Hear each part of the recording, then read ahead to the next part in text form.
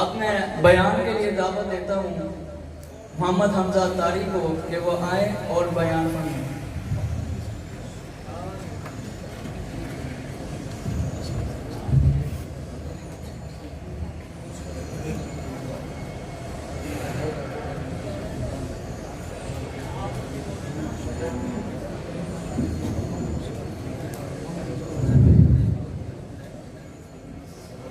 الحمد لله رب العالمين والصلاة والسلام على سيد الأنبياء والمرسلين أما بعد فأعوذ بالله من الشيطان الرجيم بسم الله الرحمن الرحيم الصلاة والسلام عليك يا رسول الله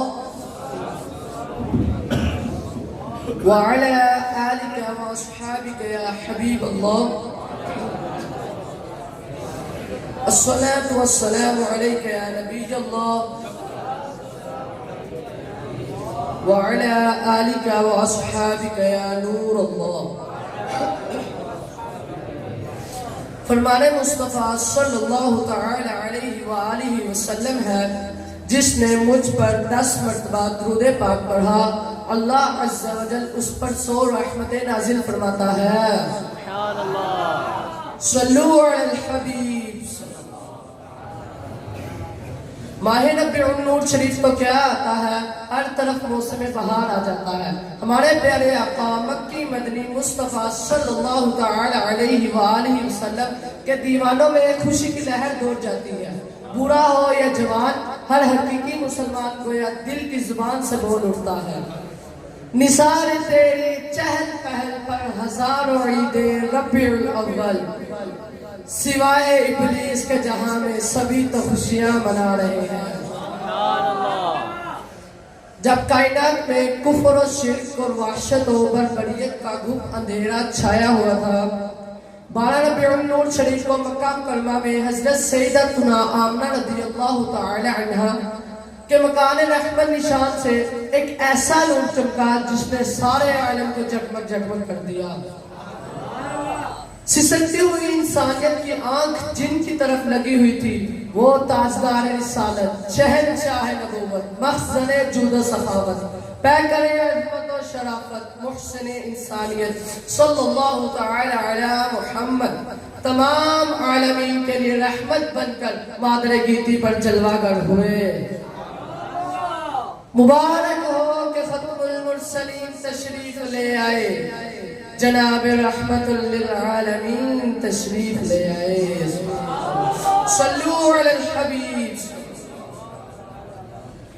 خاتم المرسلین رحمت للعالمین، شفیع المذنبین، انیس الغریبین، سراج السالکین، محبوب رب العالمین، جناب صادق و امین صلی اللہ تعالی علی محمد قرار ہر قلب مخزون و غمگین بن کر 12 ربیع النور شریف کو صبح سازی کے وقت جہاں میں تشریف لائے اور آ کر بے سہاروں، غم کے ماروں، دکھیاروں، دل فگاروں اور در در کی ٹھوکریں کھانے والے بیچاروں کی شام غریبہ کو صبح بہارا بنا دیا۔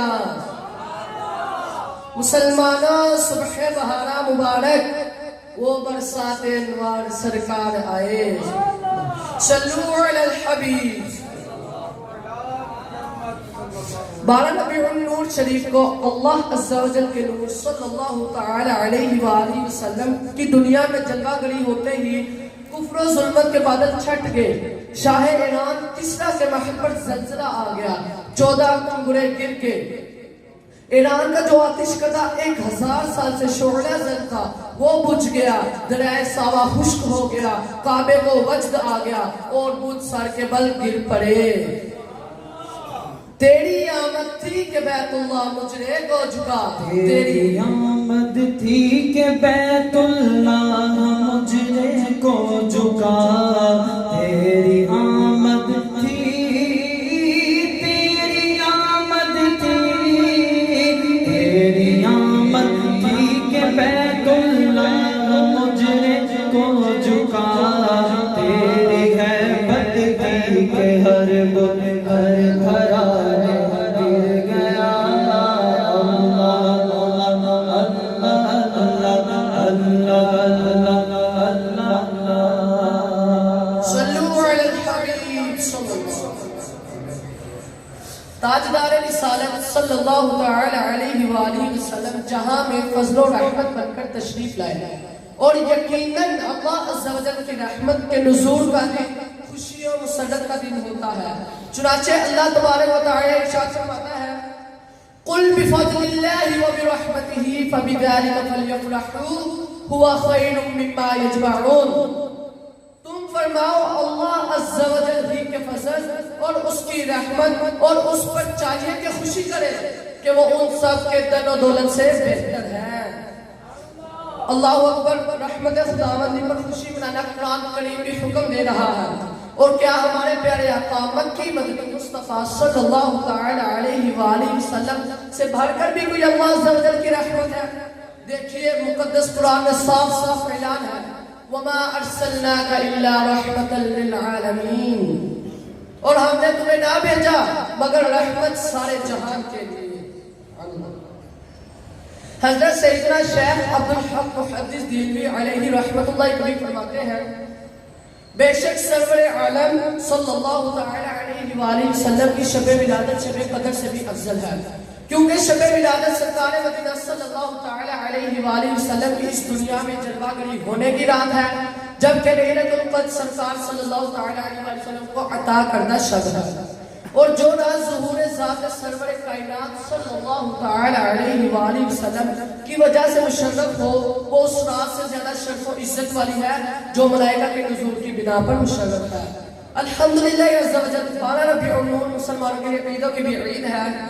یقیناً حضور انور صلی اللہ تعالی علیہ وآلہ وسلم جہاں میں شاہ محبوب بن کر جلوہ گر نہ ہوتے تو کوئی عید نہ ہوتی، نہ کوئی شب برات ہوتی، بلکہ کون و مقام کی تمام در دولتیں اس جان رحمت صلی اللہ تعالی علیہ وآلہ وسلم کے قدموں کی دھول کا صدقہ ہے۔ وہ جو نہ تھے تو کچھ نہ تھا، وہ جو نہ ہو تو کچھ نہ ہو، وہ جو نہ تھے تو کچھ نہ تھا، وہ جو نہ ہو تو کچھ نہ ہو، جانے وہ جہان کی جانے تو جہان ہے،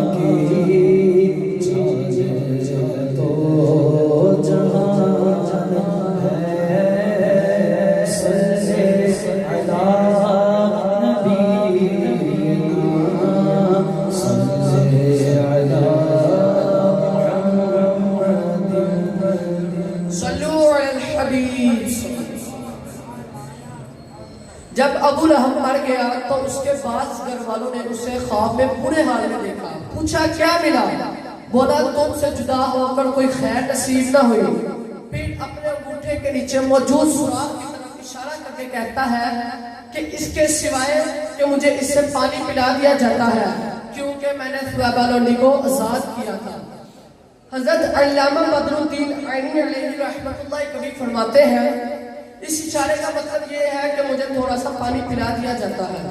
اس روایت کے تحت سیدنا شیخ عبدالحق محدث دہلوی علیہ رحمت اللہ کبھی فرماتے ہیں اس واقعہ میں میلاد شریف والوں کے لیے بڑی دلیل ہے جو تاجدار رسالت صلی اللہ تعالی علیہ وآلہ وسلم کی شب ولادت میں خوشیاں مناتے اور